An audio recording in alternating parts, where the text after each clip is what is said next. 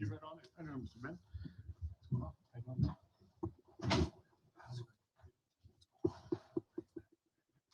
Ms. Elva, do you know if anybody was gonna log in virtually or? Okay. Good to go. Ben's here, we can go. Yeah, let's go. Okay, good evening. Today's November 17, 2021. Call this meeting to order. Roll call.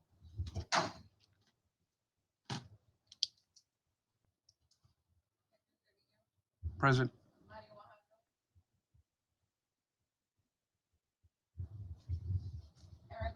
Here. Here.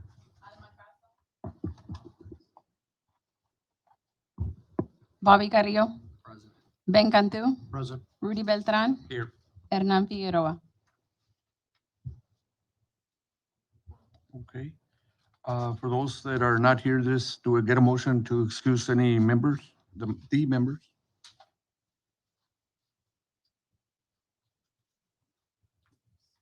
A motion? I make a motion to excuse members of the absent. Do I get a second? I second it. All those in favor? Aye. Aye. Motion carries. Number two, administrative, approval of minutes for September 15, 2021, regular called meeting. You have a motion to approve those Make minutes? a motion to approve. I second. Have a motion, second. All those in favor? Aye. Motion carries. Status report, fall and winter recreation, athletics, aquatics, and after-school programs. Hello, good evening. Sorry. Hi. My name is Sarah Guerra. I'm the recreation supervisor. We're just finishing off our fall programs tomorrow, and we have our fall recital on Friday. So you all are invited to come and see what they have done all fall season. It's at 6 o'clock at the Jose Pepe Salinas building this Friday. We just started a new program. It's called Zumba. It's a seated workout for anybody 18 and older. Right now, we have 36 members in there, and pretty much it's a Zumba workout where it's seated on a chair. They use dumbbells, medicine balls, so it's it's going really great. It's a big hit with the older ladies. So, and then we also have still pickleball going on at the DRC. It's on Tuesdays, Thursdays, Fridays a beginners class, and then Saturday and Sunday is an open play. Pretty much that's all we have for recreation. Do y'all have any questions? Any questions? No. Good job. All right, thank you. Thank you.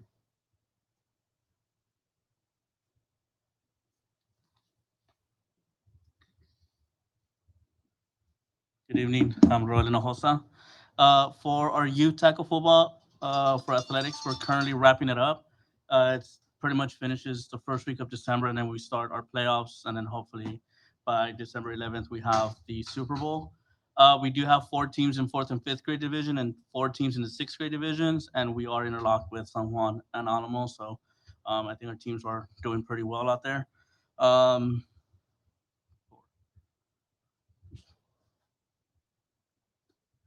For soccer, we just wrapped up registration last week.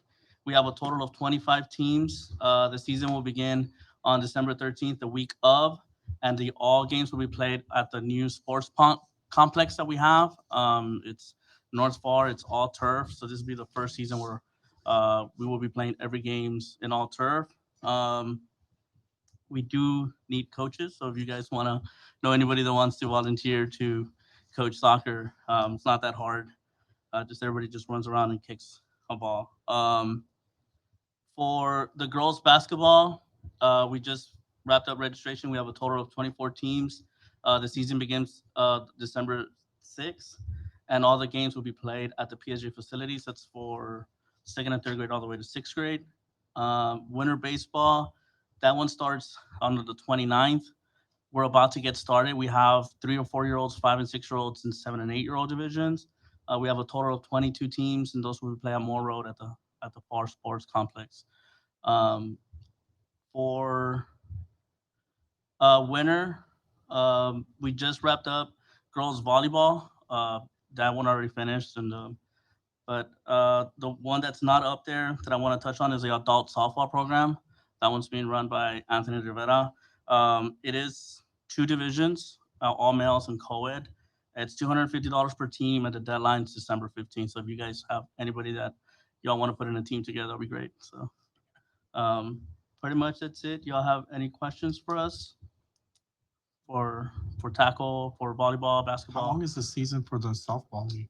The men's softball league, Co-ed or? the co-ed or the adult, Yeah. we don't know. It should be about a month and a half. So depending on the amount of games we get per week, and also depending on the amount of teams that we get. Teams that sign up. So This is the first time you do that? yes, we are. This is the first Oh, time we're trying it. So we don't, okay. any other questions, guys? Any questions? All right, thank you. Thank you.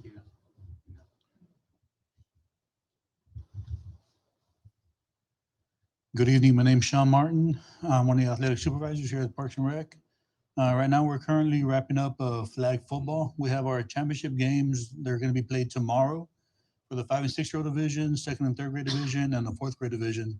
In total, we had 21 teams. We had 5 teams in the 5 and 6-year-old division, 12 teams in the 2nd and 3rd, and 4 teams in the 4th grade. Let's see. After the championship games, after each game tomorrow, the teams that were given their first place trophies, first place individual trophies, same with the second place trophy, team trophy, and individual trophies. The next sport that I'll be running after, once boys soccer is done, will be boys basketball. Registration for that will begin November 29th and all the way up to January 15th, I believe. And then I want to say 2-3 weeks after that, towards the end of January, we'll be starting the season. And of course, we'll be using PSJ facilities for that. That basketball, it's the same age group? Yes. Yes, sir. Same age group division from 5 and 6-year-olds all the way up to 6th grade. Any questions? Any questions? No, it sounds like you guys are doing a great job. Thank you. Good job. Thank you. Hello, my name's Adam Diaz. I'm the division head / aquatics person here. This is the picture of the new natatorium that we have. It is an Olympic-sized pool. According to the contractors, it should be done January 21st is what they said. They're going to be 100%. So it's coming along. The green, I don't think it have a little thing, but the one on the right-hand side, that's the diving well. It's green, but they just put water in it, and so they're circulating the water, and it's going to take a couple of days for it to clear up. But the good thing is that all pools have the water, and they are circulating. Everything's going well. They're still doing a bunch of little touch-ups. The one in the middle, that little white thing right there, it's called the bulkhead. So it's an Olympic-sized pool. So you can divide the pool into two different types of swimming pools. The high school kids are going to be swimming. They usually do the 25 yards. So you can set it up meters, yards. It's endless on what you can do. You can have 2 swim meets going on at the same time. So we're really excited about this new facility. This is the Jones Box Park splash pad. We just finished putting the tarps out there. The next thing we're going to do is we're going to surround it with cement. So that's the next thing that we're doing, and that should be coming pretty soon also. And then we'll open it up for the public. That's it. Do you all have any questions on? Yeah, when you say cement, what do you mean, like a wall or? No, on the floor. On Oh, the floor. It's going to go around the little splash pad area. Yeah. That way there's more room, and I believe we're going to be doing benches and we're going to put a fence also. So I guess what y'all see there is the actual splash pad. Yes. Missing your congregating area there, right? It doesn't have benches. It doesn't have seating, stuff like that. So we're just kind of expanding that area. With the natatorium, the high schools, will they be using that one? Yes. Facility. What about the one that's over here by the splash park? What will that be used Still don't know what what's going to happen. But I mean, right now for lap swimming, we're averaging like every month we're averaging 300 lap swimmers. So, you know, those lap swimmers will go. They're going to use the new natatorium and the old one too. But I believe all swim meets are going to be done in the At the new facility. the new facility. Yeah, yes, sir. Okay. Yes.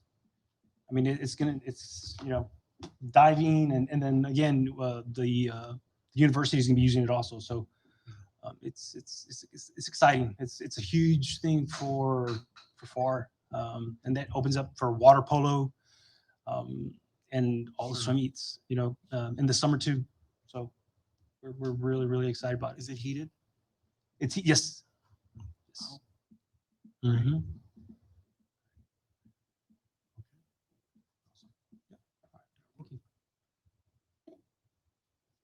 Thank you.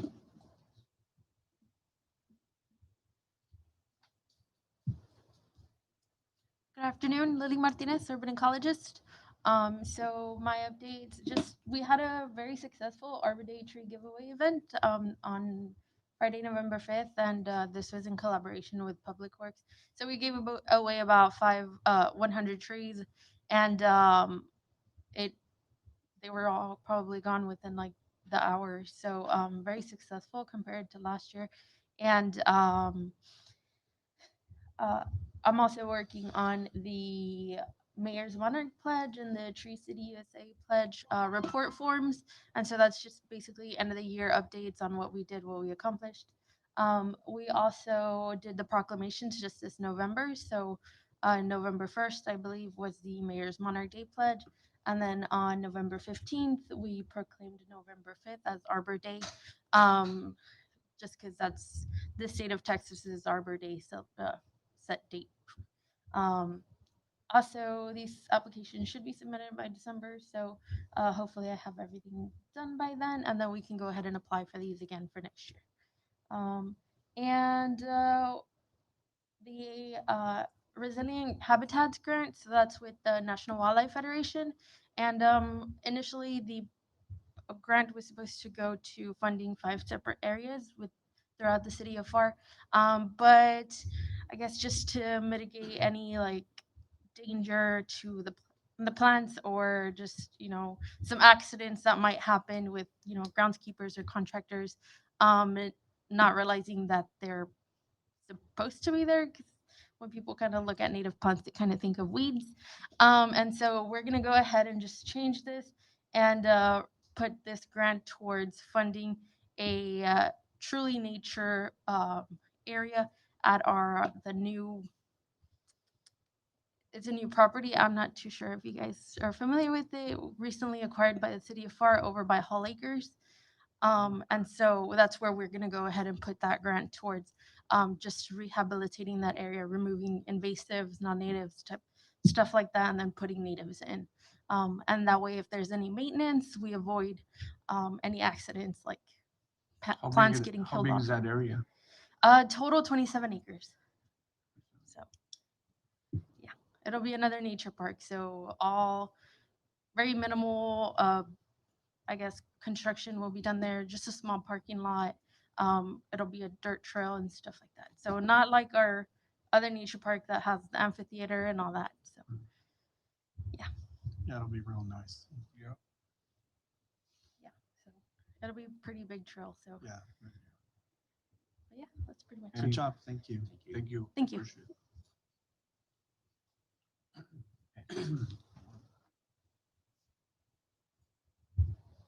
Hello. My name is Sarah Canizales. I'm the after school program supervisor. Oh, I have to click. Just kidding. Sorry. So the fall semester of after school program has been going really, really well. The kids are having fun, they're staying safe, and the staff are having a lot of fun with the kids. We are starting to notify the parents of registering for the spring semester. So we're sending out notifications to the parents that we already have, and we'll start advertising on Facebook and social media.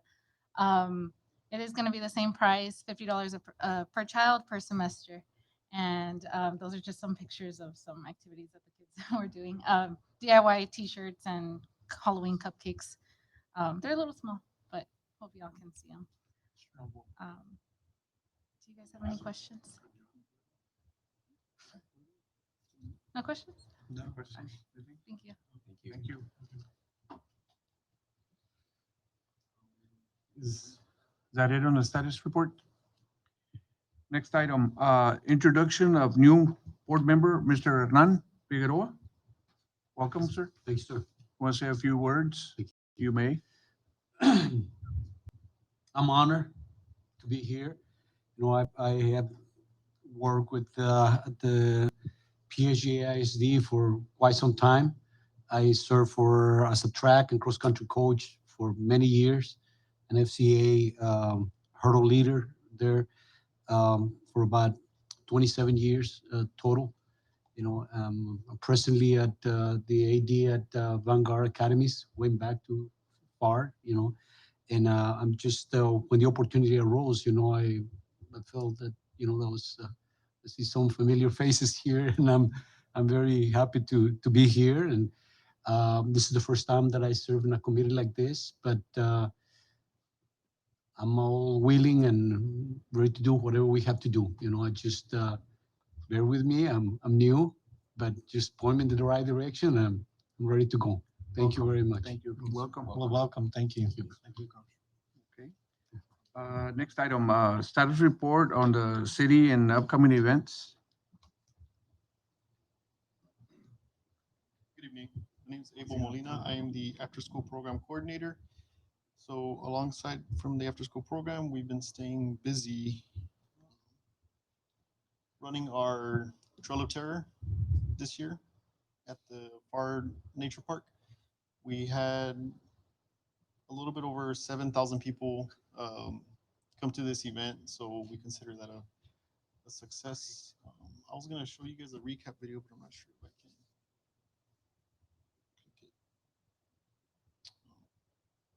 I'm not sure if I can show the recap.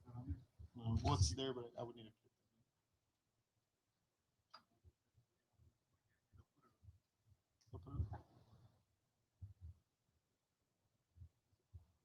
Yeah, so what we have here is a recap video of just kind of like an oversight view of how the event went.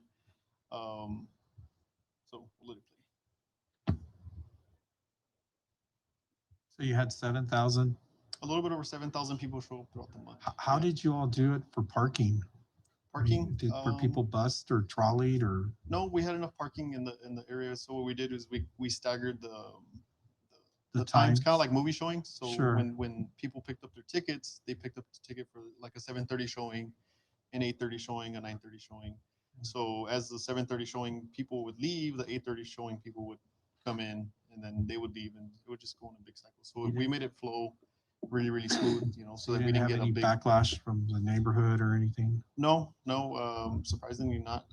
Just because of last year we had an issue with the traffic jams, Sure. like backed up. But this year we definitely fixed that issue, but with the movie showing time style. Well, I hope you get 14,000 next time.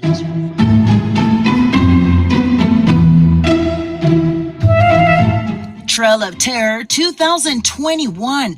Thank you, Rio Grande Valley residents, for making this signature event a total success. Ghosts, goblins, clowns, and Halloween's favorite characters all hidden in Pharr's Trail of Terror. The clowns were definitely all coming for us, so that was pretty scary, but it was a lot of fun. They really made us jump out of our seats and run around. Yeah, I would highly recommend it. You don't have to walk through anything. They take you right through it. It doesn't last that long, but it's the perfect amount of time to get that Halloween feel. It was unexpected. We came in here thinking it was gonna be like, you know, just a nice ride, some kids, but it was we actually got really scared. So it was something really nice to experience for Halloween. Pharr's city leaders coming together for this free event for anyone in the community to enjoy. I've had a lot of people come up to me and really thank the city of Pharr for this wonderful event. I think this it can and shall become, something that the people of the city of Pharr will always remember and look forward to. And it's been a great success, I think. And Halloween is fantastic for the city of Pharr this year. Adults, children, and even toddlers made their way in to one of the scariest trails this year. But everybody seems to be coming out, like having a good time, so I'm excited and I want to be scared. One spooky production that took great effort and teamwork, props, actors, volunteers, all ready to make this possible this year, one memorable Halloween adventure. I really enjoyed seeing people's reactions, people's positive reactions to this whole event.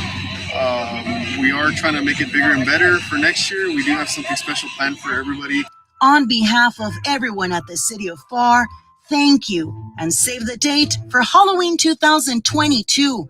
You're in for a scare. We are Team Pharr!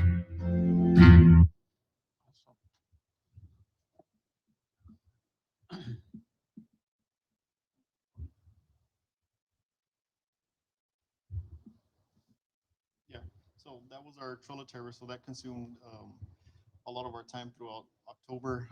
Everybody in the office really did their part to It make looks this really happen. professional. Yeah, so Well everybody done. here did outstanding. So Yeah, congratulations.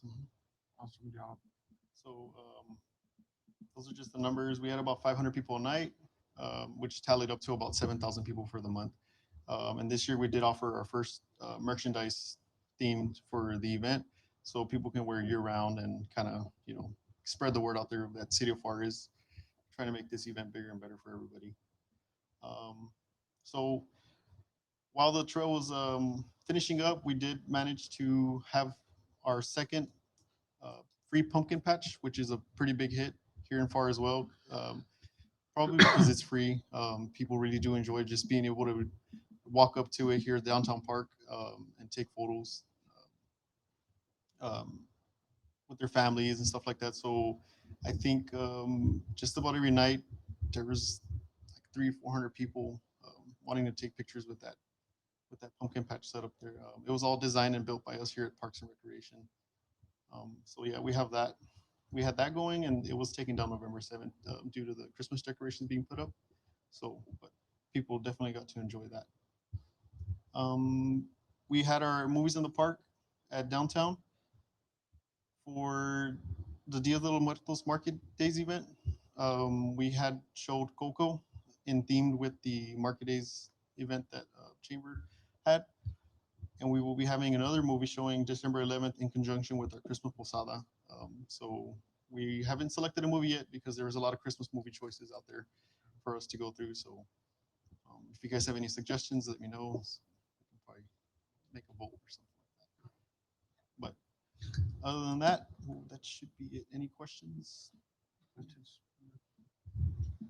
No? Thank you very much. Good job. Thank you. Thank you.